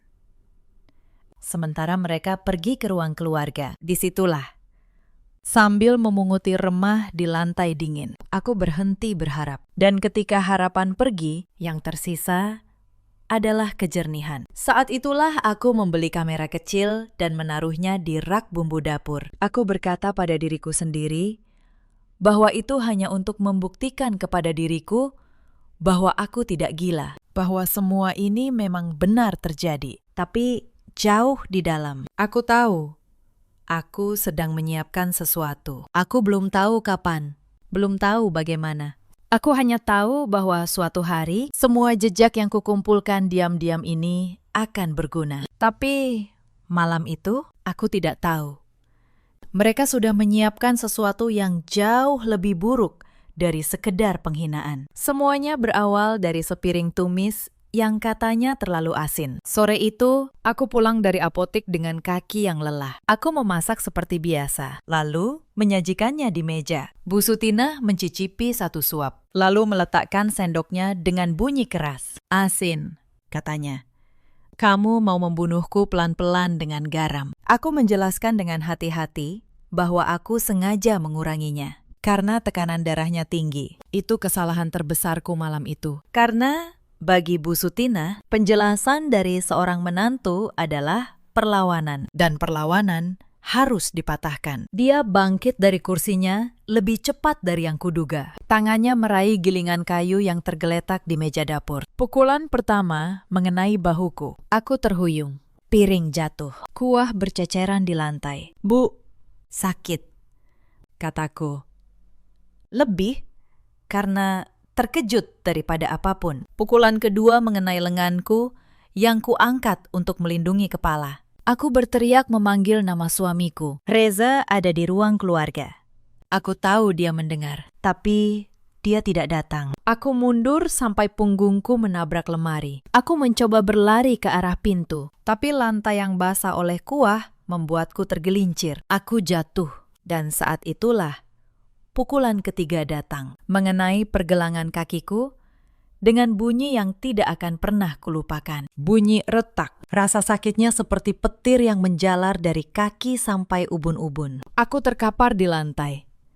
Tidak bisa berdiri, tidak bisa berpikir. Lampu dapur yang terang menyoroti wajah Bu Sutinah yang berkerut penuh kemenangan. Dan di ambang pintu, Pak Darusman berdiri, hanya menonton. Tangannya terlipat seperti biasa. Saat itulah Reza akhirnya muncul. Dia berjalan pelan ke arahku, menatap dari atas. Tanpa setetes pun rasa iba di matanya. Ada apa lagi sekarang? Tanyanya. Mengernyit. Seolah aku adalah gangguan. Reza, kakiku, kataku sambil menahan isak. Tolong, bawa aku ke rumah sakit. Dia berjongkok, tapi bukan untuk melihat lukaku. Dia mencengkeram daguku, memaksaku menatapnya. Sudah berapa kali aku bilang, kamu harus patuh, katanya. Suaranya tenang, dan itu jauh lebih menakutkan daripada teriakan. Lalu dia melepaskan daguku dan menyeka tangannya di celana, seolah baru menyentuh sesuatu yang kotor. "Biarkan saja dia di lantai, Bu," katanya kepada ibunya. "Besok pagi baru kita bawa ke rumah sakit. Anggap ini pelajaran." Mereka meninggalkanku di lantai dapur yang dingin sepanjang malam. Aku mendengar televisi dinyalakan di ruang keluarga. Aku mendengar tawa mereka bertiga bercampur suara ayam bakar yang baru diantar. Kaki kiriku membengkak sebesar 2 kali ukuran normal. Setiap detak jantung mengirim gelombang nyeri yang membuatku ingin pingsan. Aku berbaring di lantai itu dan menatap langit-langit dapur yang sudah kuhafal setiap retaknya. Aku memikirkan ibuku, ratusan kilometer jauhnya, yang mungkin sedang menjahit di bawah lampu kuning di ruang tamu kami yang lama. Aku memikirkan diriku yang 3 tahun lalu, gadis yang tertawa lepas, yang percaya bahwa cinta cukup untuk menahan segala badai. Aku ingin menangisi gadis itu, tapi air mataku sudah habis di malam-malam sebelumnya. Yang tersisa hanyalah satu pertanyaan yang berputar pelan di kepalaku. Sampai kapan? Sampai tulang berikutnya yang patah. Sampai aku tidak lagi bangun dari lantai dapur ini. Dan di tengah dingin yang menusuk itu, sebuah jawaban datang. Sejernih air. Tidak. Tidak akan ada tulang berikutnya. Malam ini adalah yang terakhir aku berbaring di lantai sambil memohon belas kasihan yang tidak akan pernah datang. Aku merangkak sedikit demi sedikit menuju dinding, menyandarkan punggungku, dan menutup mata. Di malam itu, di antara rasa sakit dan dingin, sesuatu di dalam diriku patah lebih dalam daripada tulang. Tapi sesuatu yang lain, untuk pertama kalinya, justru mengeras. Aku berhenti menangis. Aku mulai berpikir. Pagi datang, dan mereka membawaku ke rumah sakit seperti membuang sampah yang sudah terlalu lama disimpan. Reza bicara kepada perawat dengan nada yang dilatih. "Istri saya jatuh di kamar mandi," katanya. "Lantainya licin. Dia memang ceroboh." Aku diam. Aku membiarkan dia berbohong, karena untuk pertama kalinya, aku mengerti bahwa kebohongan mereka adalah bukti, asalkan ada yang mencatatnya. Dokter yang menanganiku bernama Dr. Hartono, lelaki paruh baya dengan mata yang teliti. Dia memeriksa kakiku lama sekali, lalu menatapku. Lalu menatap Reza, lalu kembali menatapku. Dia tahu, aku bisa melihat dari caranya menahan kalimat di ujung lidahnya. Reza dan ibunya pulang setelah memastikan aku tidak akan kemana-mana. "Kami jenguk lagi nanti," kata Bu Sutina sambil tersenyum kepada perawat. "Kasihan. Menantuku ini memang lemah." Begitu pintu tertutup, ruangan menjadi sunyi. Lalu, Dr. Hartono kembali masuk tanpa rombongannya dan menutup pintu pelan. "Nyonya Lestari," katanya dengan suara rendah. "Pergelangan kaki kiri Anda patah di 2 titik. Pola lukanya tidak konsisten dengan terpeleset di kamar mandi." Aku menatapnya. "Saya tahu, Dokter," kataku. "Apa Anda ingin saya catat apa adanya di rekam medis?" tanyanya. Untuk pertama kalinya dalam 3 tahun, ada seseorang yang menawariku kebenaran. "Catat semuanya." "Dokter," kataku. "Setiap memar lama, setiap bekas, setiap hal yang tidak cocok dengan cerita terpeleset itu, saya juga ingin meminta visum." Lanjutku. "Dan jika memungkinkan, evaluasi untuk kemungkinan kecacatan permanen." Dr. Hartono diam sejenak, lalu mengangguk. "Patah ganda pada pergelangan seperti ini," katanya. "Bahkan dengan operasi yang berhasil, berisiko meninggalkan gangguan jalan permanen. Saya akan mendokumentasikan semuanya. Tapi, Nyonya, ada satu hal." "Apa itu?" tanyaku. "Kasus seperti ini sulit dibawa ke pengadilan jika tidak ada bukti yang kuat," katanya. "Mereka akan bilang, Anda jatuh. Suami Anda akan bilang, dia tidak tahu apa-apa." Aku tersenyum. Senyum yang membuat Dr. Hartono sedikit ragu. "Itulah kenapa saya butuh bukti yang tidak bisa dibantah." "Dokter," kataku. "Dan saya akan mengumpulkannya satu persatu." Malam pertama di rumah sakit, aku berkenalan dengan seorang perawat muda bernama Sari. Dia mengganti infusku dengan tangan yang lembut, lalu duduk di tepi ranjang ketika kami sendirian. "Bu," katanya ragu. Boleh saya cerita sesuatu? Aku mengangguk. Tetangga ibu yang mengantar tadi pagi. Ibu yang tinggal sebelah rumah keluarga suami ibu, katanya. Dia menitip pesan. Katanya, dia sudah lama mendengar teriakan dari rumah itu. Beberapa kali dia mau menelpon polisi, tapi ibu mertua ibu memakinya dan menyuruhnya tidak ikut campur. Aku menahan napas. Dia merasa bersalah. Lanjut Sari. Dia bilang, kalau ibu butuh saksi, dia bersedia. Saksi. Sebuah kata kecil yang malam itu terasa seperti pegangan tangan di tengah jurang. Setelah Sari pergi, aku membuka ponselku. Daftar kontakku hampir kosong. Mereka sudah membuatnya begitu selama 3 tahun. Tapi ada satu nomor yang masih kuhafal di luar kepala. Nomor yang kupikir tidak akan pernah berani kutekan lagi. Telepon berdering 5 kali sebelum seseorang mengangkat. Halo, suara ibuku. Serak. Setengah mengantuk. Sedikit waspada pada nomor tak dikenal. Bu, kataku. Dan suaraku langsung pecah. Ini Lestari. Di seberang sana, aku mendengar tarikan napas dalam. Lalu isak yang ditahan. Lestari, kamu di mana? Suara ibuku gemetar. Hampir setengah tahun tidak ada kabar. Keluarga Adiwangsa bilang, kamu kabur dengan laki-laki lain. Ayahmu hampir sakit memikirkanmu. Jadi itu yang mereka katakan. Mereka memutus aku dari orang tuaku. Lalu memfitnah agar tak seorang pun mencariku. Bu, dengarkan aku, kataku.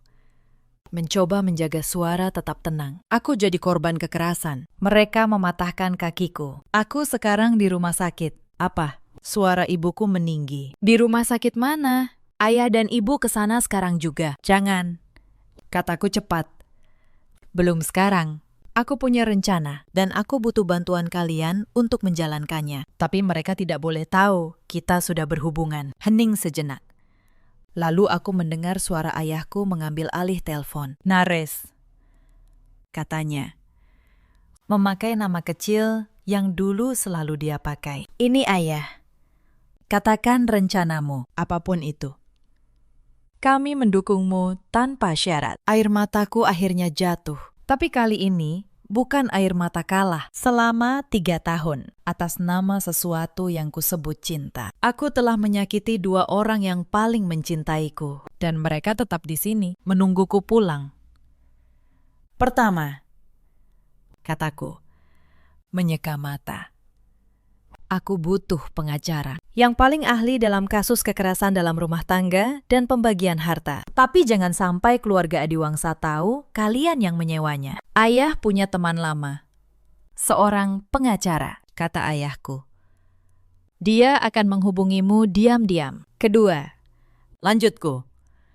Aku butuh kalian membantu mengumpulkan beberapa hal. Aku merinci satu persatu. Bukti aset milikku sebelum menikah. Rekening koran atas namaku. Tempat seluruh gajiku selama ini disetor. Dan yang paling penting, rekam medis keguguranku setahun lalu. Dari klinik yang akhirnya menerimaku pagi itu. Terlambat. Keguguran itu. Suara ayahku bergetar menahan amarah. Disengaja. Aku tidak bisa membuktikan niatnya, kataku jujur. Tapi mereka menundaku semalaman. Dan ibu mertuaku bilang, lebih baik begitu. Karena dia tidak yakin anak itu benar-benar keturunan keluarga Adiwangsa. Aku mendengar ayahku mengumpat pelan dan ibuku menangis di latar belakang. Ketiga, kataku, aku butuh tempat tinggal rahasia setelah keluar dari rumah sakit. Mereka tidak boleh menemukanku. Nares, pulang saja. Ibuku mengambil telepon. Suaranya basah. Pulang ke kami. Aku akan pulang, Bu, kataku. Tapi belum sekarang. Ada yang harus kuselesaikan dulu di sini. Kalau aku pergi sekarang, mereka akan lolos begitu saja. Dan aku tidak akan membiarkan itu. Aku menutup telepon dan merasakan ketenangan yang asing. 3 tahun ketakutan, penghinaan, dan keraguan pada diri sendiri mengkristal pada satu titik di malam itu. Menjadi sesuatu yang keras, dingin, dan jernih. Aku bukan lagi Lestari yang mendambakan sedikit perhatian sebagai imbalan atas kepatuhan. 3 hari berikutnya, aku bekerja dalam diam. Pak Wibowo, pengacara yang dikirim ayahku, datang menyamar sebagai kerabat jauh yang menjenguk. Dia duduk di kursi tamu, membawa keranjang buah. Dan di balik buah itu, kami menyusun strategi. Karena Anda tidak segera melapor di tempat kejadian, katanya pelan. Kemungkinan polisi langsung membuka kasus pidana memang kecil. Kecuali muncul bukti baru yang kuat. Akan ada bukti baru, kataku. Pak Wibowo menatapku, lalu tersenyum tipis. Senyum seorang pemain yang baru menyadari lawannya memegang kartu yang dia kira sudah dibuang. Ceritakan, katanya.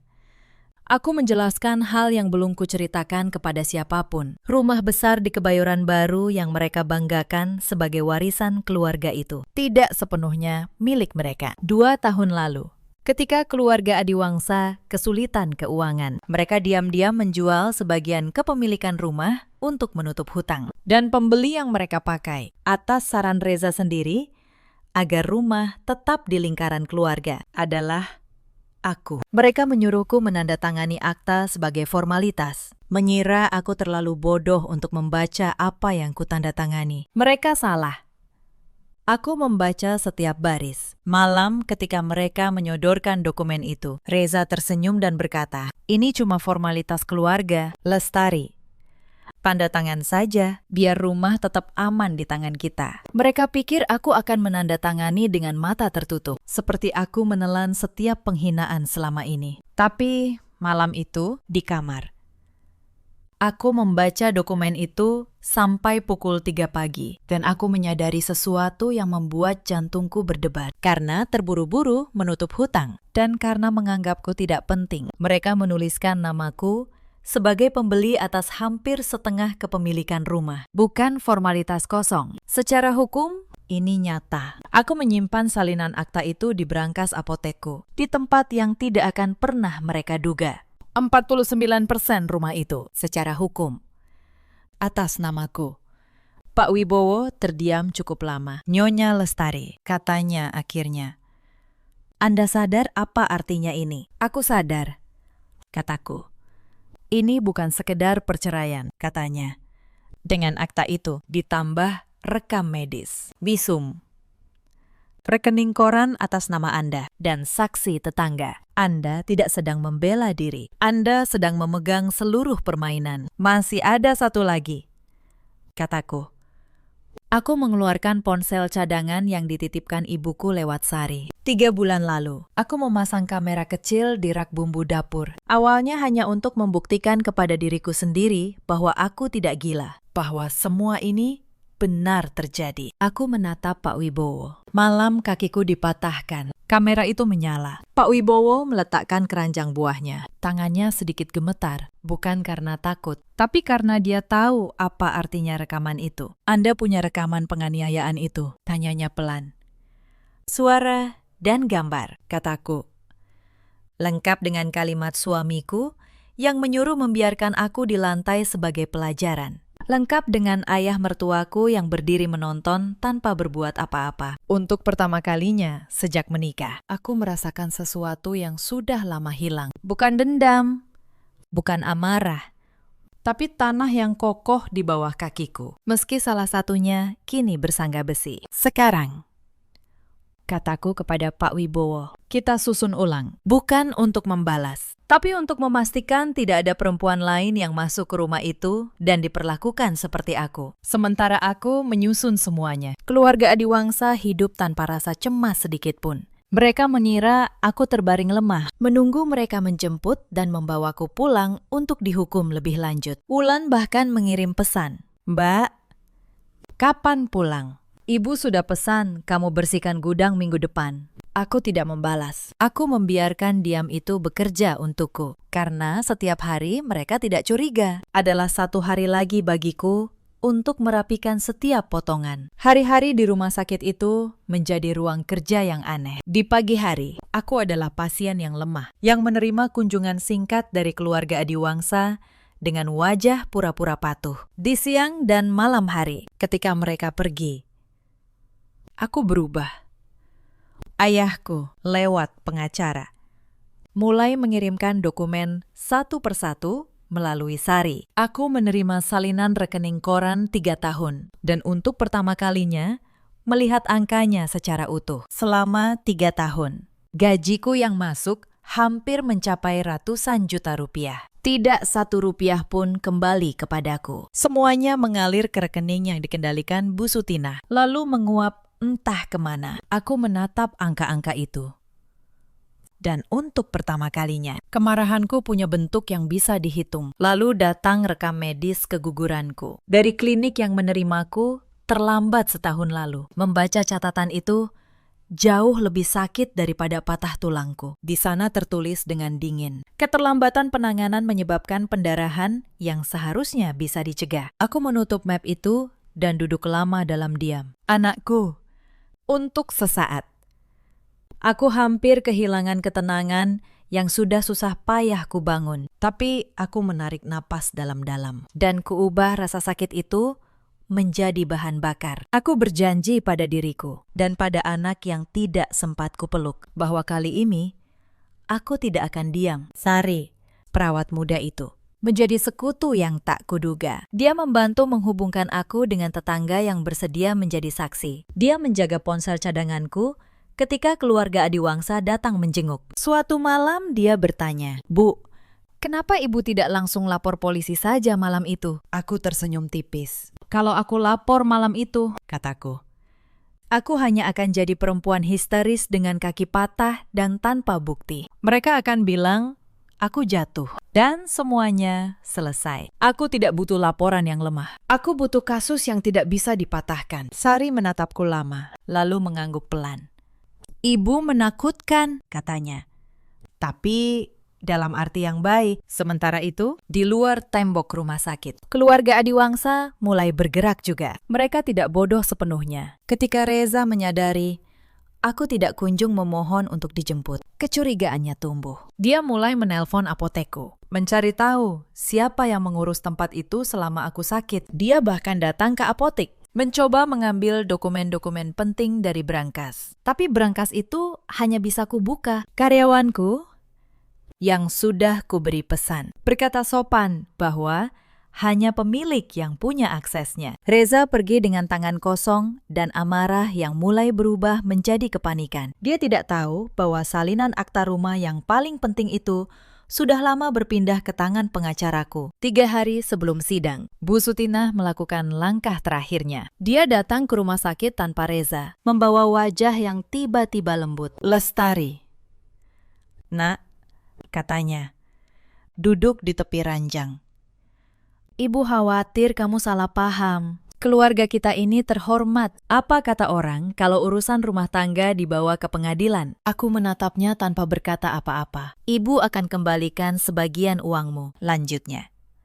Suaranya menurun jadi bisikan. "Kita selesaikan baik-baik. Kamu cabut laporan itu." Dan semua kembali seperti semula. Untuk pertama kalinya, aku melihat ketakutan di mata perempuan yang dulu memukulku dengan gilingan kayu. "Bu," kataku pelan, "malam itu ketika kaki saya patah, apa ibu menawarkan untuk menyelesaikannya baik-baik?" Dia terdiam. "Saya tidak menutup pintu damai, Bu," lanjutku. "Tapi yang menutupnya adalah ibu sendiri malam itu. Ketika ibu memilih menonton televisi, sambil saya merangkak di lantai, dia bangkit dengan wajah memerah dan pergi tanpa menoleh lagi. Aku tahu setelah itu tidak ada jalan kembali bagi siapapun. Hari kelima, operasi kakiku selesai. Dokter Hartono memasang pen di pergelangan kakiku dan memberitahuku dengan jujur bahwa aku mungkin akan berjalan sedikit pincang seumur hidup. Aku mengangguk menerimanya. "Tolong jangan dulu catat hasil evaluasi kecacatan di rekam medis utama," kataku. "Simpan terpisah. Saya akan meminta surat resminya ketika waktunya tepat." Dokter Hartono menatapku lama. "Anda perempuan yang tenang sekali, Nyonya," katanya. "Tidak, dokter," jawabku. Saya hanya sudah selesai menangis. Sisanya tinggal menyusun. Pada hari ke-7, keluarga Adiwangsa akhirnya datang menjemput. Bu Sutina masuk lebih dulu, membawa wajah yang dilatih untuk terlihat peduli di depan perawat. "Menantuku sayang," katanya keras. Ibu sudah bawa baju ganti? Ayo pulang. Masih banyak yang harus kamu urus di rumah. Reza berdiri di belakangnya, memainkan kunci mobil dengan bosan. Wulan sibuk dengan ponselnya. Tidak repot menyembunyikan bahwa dia hanya ikut karena disuruh. Mereka mengira ini adalah akhir cerita, bahwa menantu yang patah kakinya akan dibawa pulang dan dipatahkan lagi semangatnya. Mereka tidak tahu. Ranjang itu sudah kosong sejak subuh. Aku sudah dipindahkan ke kamar lain di lantai berbeda, atas nama yang berbeda. Diatur diam-diam oleh Pak Wibowo. Yang menunggu mereka di kamar lama hanya seorang perawat dan secarik surat. Bu Sutina membuka surat itu dengan tidak sabar. Isinya satu baris dari pengacara. Memberitahukan bahwa Nyonya Lestari Maheswari telah mengajukan gugatan cerai disertai laporan kekerasan dalam rumah tangga, dan bahwa seluruh komunikasi selanjutnya harus melalui kuasa hukum. Wajah Bu Sutinah memutih. Reza merebut surat itu, membacanya 2 kali, lalu tertawa. Dia tidak punya apa-apa, katanya. Tidak ada saksi, tidak ada bukti. Siapa yang akan percaya pada perempuan yang jatuh di kamar mandi? Dia belum tahu betapa salahnya dia. Sidang pertama digelar 3 minggu kemudian. Aku datang dengan kursi roda, didampingi ayah dan ibuku yang akhirnya boleh muncul. Keluarga Adiwangsa datang dengan pengacara mahal dan wajah penuh percaya diri. Mereka masih mengira ini akan menjadi perceraian biasa. Tarik-menarik soal harta, di mana nama besar mereka akan menang seperti biasa. Pengacara mereka membuka dengan narasi yang sudah kuduga. Klien mereka, katanya, adalah keluarga terhormat. Menantu mereka tidak stabil, sering jatuh. Dan kini mengarang cerita untuk mengeruk harta. Dia bahkan menyebut bahwa aku punya riwayat tidak bisa mengurus rumah tangga dan sering memicu pertengkaran. Kata-kata itu dirancang untuk membuatku malu, untuk membuatku menunduk seperti dulu. Aku mendengarkan semuanya dengan tenang, tangan terlipat di pangkuan. Ayahku di sampingku menggenggam lengan kursi dengan keras, menahan amarah. Aku menyentuh tangannya pelan, memberinya isyarat untuk tenang. Hari ini bukan hari untuk marah. Hari ini adalah hari untuk menunjukkan. Lalu, Pak Wibowo berdiri. Yang mulia, katanya, kami tidak akan banyak bicara. Kami hanya akan menunjukkan. Dia membuka map pertama. Rekam medis lengkap. Ditandatangani Dr. Hartono. Mencatat patah tulang ganda dengan pola yang tidak konsisten, dengan terpeleset. Disertai catatan memar-memar lama di berbagai tahap penyembuhan. Yang mulia bisa melihat, kata Pak Wibowo. Ada memar yang usianya berbeda-beda. Ini bukan akibat satu kali terjatuh. Ini pola kekerasan yang berulang selama bertahun-tahun. Pengacara keluarga Adiwangsa mencoba menyela, mengatakan, memar bisa muncul dari banyak hal. Pak Wibowo hanya tersenyum. Mari kita lanjutkan, katanya. Dia membuka map kedua. Hasil visum dan surat evaluasi kecacatan permanen yang ditahan Dr. Hartono atas permintaanku. Kini dikeluarkan resmi. Akibat penganiayaan ini, katanya, klien kami akan berjalan pincang seumur hidupnya. Ini bukan kerugian sementara, ini permanen. Aku melihat beberapa orang di ruang sidang menoleh ke arah kursi rodaku. Aku tidak menunduk, aku menatap lurus ke depan, membiarkan mereka melihat akibat dari malam itu. Bu Sutinah mulai gelisah di kursinya. Wulan, yang biasanya sibuk dengan ponsel, kini duduk kaku.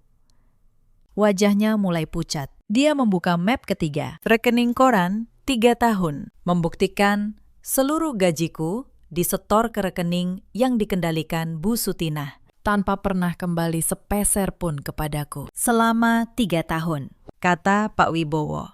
Klien kami bekerja sebagai apoteker dan pemilik apotek. Setiap rupiah penghasilannya dikuasai mertuanya. Ini bukan pengelolaan keuangan keluarga. Ini penguasaan ekonomi terhadap seorang perempuan yang dijadikan tawanan di rumahnya sendiri. Pengacara keluarga Adiwangsa mulai berbisik gelisah dengan kliennya. Reza mencondongkan badan, berbisik tajam kepada pengacaranya. Wajahnya mulai kehilangan ketenangan yang dulu dia banggakan. Dan, kata Pak Wibowo, suaranya tetap datar. Kami punya seorang saksi. Pintu ruang sidang terbuka, dan tetangga sebelah rumah keluarga Adiwangsa masuk. Perempuan tua, yang selama ini menyimpan rasa bersalah. Dia bersaksi tentang teriakan yang berulang kali dia dengar dari rumah itu. Larut malam. Selama bertahun-tahun, dia bersaksi tentang malam ketika dia ingin menelpon polisi. Dan bagaimana Bu Sutinah memakinya di depan pagar agar tidak ikut campur urusan keluarga orang. Suaranya bergetar ketika dia berkata, "Saya menyesal tidak menelpon polisi malam itu. Kalau saja saya berani, mungkin kaki perempuan ini tidak akan patah." Wajah Bu Sutinah berubah menjadi abu-abu. Reza menggenggam pinggiran meja sampai buku-buku jarinya memutih. Tapi Pak Wibowo belum selesai. "Yang terakhir, Yang Mulia," katanya, "izinkan kami memutar sebuah rekaman." Layar di ruang sidang menyala. Dan di sana, untuk pertama kalinya di depan banyak orang, malam itu terulang. Suara gilingan kayu menghantam, suara retakan, suaraku memohon, lalu suara Reza, jernih dan tenang. "Biarkan saja dia di lantai, Bu. Anggap ini pelajaran." Dan di sudut layar, sosok Pak Darusman yang berdiri menonton dengan tangan terlipat. Ruang sidang sunyi total. Yang terdengar hanya suara Bu Sutinah yang akhirnya, untuk pertama kalinya, kehilangan kata-kata. Pengacara mereka meminta jeda. Tidak ada jeda yang bisa menyelamatkan apa yang baru saja dilihat semua orang. Reza menoleh kepadaku. Dan untuk pertama kalinya dalam 3 tahun, aku melihat rasa takut di matanya. "Lestari," bisiknya, mencoba menjangkauku. "Kita bisa bicara baik-baik. Kamu istriku." Aku menatapnya dengan tenang. Aku ingat lelaki yang dulu berlutut di bawah lampu taman, yang bersumpah menjadi tamengku. Aku mencari sisa lelaki itu di wajah yang kini pucat ketakutan di depanku. Tidak ada. Mungkin memang tidak pernah ada. "Aku memberimu 1 malam untuk membawaku ke rumah sakit," kataku. "Kamu memilih ayam bakar dan film perang. Sekarang giliranmu menunggu di lantai, Reza. Tapi lantai yang ini namanya pengadilan." Dia membuka mulut untuk berkata sesuatu, lalu menutupnya kembali. Tidak ada lagi yang bisa dia katakan. Aku memutar kursi rodaku, dan dengan bantuan ayahku, aku meninggalkan ruangan itu. Meninggalkan mereka dengan keruntuhan yang mereka bangun sendiri. Batu demi batu, selama bertahun-tahun. Putusan tidak datang dalam 1 hari, tapi arahnya sudah jelas bagi semua orang di ruangan itu. Gugatan ceraiku dikabulkan. Laporan kekerasan dalam rumah tangga diteruskan ke jalur pidana, dengan rekaman dan visum sebagai bukti utama. Bu Sutinah dan Reza menghadapi proses hukum atas penganiayaan. Pak Darusman, yang hanya berdiri menonton, harus menjawab mengapa dia membiarkan semuanya terjadi di bawah atapnya. Dan ketika persoalan harta dibuka, akta itu muncul ke permukaan. 49% rumah besar di Kebayoran Baru, kebanggaan keluarga Adiwangsa. Secara hukum, milikku. Kabar itu menyebar cepat di lingkaran mereka. Nama besar yang selama ini mereka pakai untuk merendahkanku, kini menjadi beban yang mereka seret kemana-mana. Bu Sutinah, yang dulu berjalan dengan dagu terangkat di setiap acara keluarga, kini menghindari pandangan tetangga. Proses pidana atas penganiayaan berjalan, dan meski hukumannya tidak seberat yang sebagian orang harapkan, catatan itu menempel selamanya pada namanya. Perempuan yang dulu menyebutku mandul dan tidak berguna, kini dikenal sebagai mertua yang mematahkan kaki menantunya sendiri. Karma tidak selalu datang dengan petir. Kadang dia datang pelan, sebagai nama baik yang runtuh sedikit demi sedikit, sampai tidak ada yang tersisa untuk dibanggakan. Reza kehilangan lebih dari sekedar pernikahan. Setelah rekaman itu beredar di ruang sidang, kisahnya menyebar. Rekan-rekan kerjanya menjauh. Lelaki yang dulu bersumpah menjadi tamengku, kini tidak punya siapapun yang mau berdiri di belakangnya. Dia mencoba menjual bagiannya atas rumah untuk menutup biaya hukum.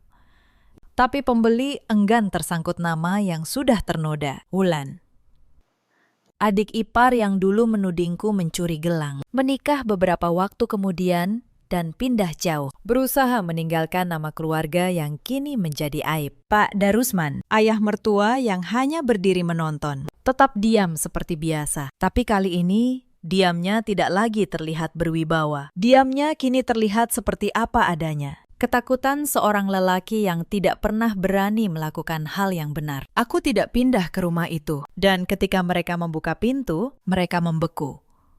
Di ruang tamu, sudah berdiri petugas dan tim penilai, mendata aset sesuai putusan sementara pengadilan. Karena rumah yang mereka kira sepenuhnya milik mereka, kini harus dibagi. Rumah yang dulu mereka pakai untuk mengurungku, kini menjadi tempat keruntuhan mereka sendiri. Itulah pemandangan yang membuat wajah mereka membeku. Bukan hantu, bukan ancaman, hanya kebenaran yang akhirnya datang menagih. Sabar dan tepat waktu. Aku tidak pindah ke rumah itu. Aku menjualnya, mengambil bagianku, dan menambah modal apotikku. Setahun kemudian, aku membuka apotik kedua, dan aku berjalan di antara raknya dengan langkah yang sedikit pincang, tapi tegak. Apotek kedua itu kubuka di dekat sebuah rumah sakit, dan aku punya alasan khusus untuk itu. Aku ingin perempuan-perempuan yang datang menebus obat, yang kadang membawa memar, yang mereka sebut jatuh di tangga. Tahu bahwa ada tempat yang aman untuk bertanya. Aku melatih karyawanku untuk peka, untuk tidak menghakimi, untuk menyimpan nomor lembaga bantuan di laci kasir.